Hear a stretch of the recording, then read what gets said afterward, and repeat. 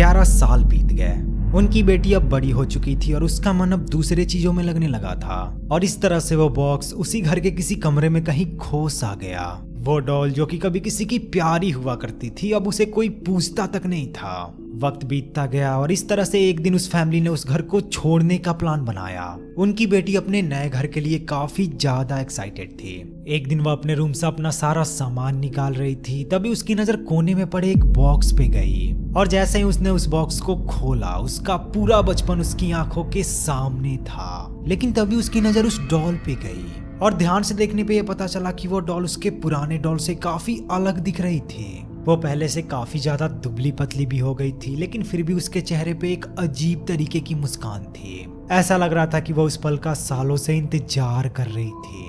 उनकी बेटी को ये सारी चीजें अजीब तो लगी, लेकिन अगले ही पल उसकी आंखें भर आई और उसने उस डॉल को अपने सीने से लगा लिया।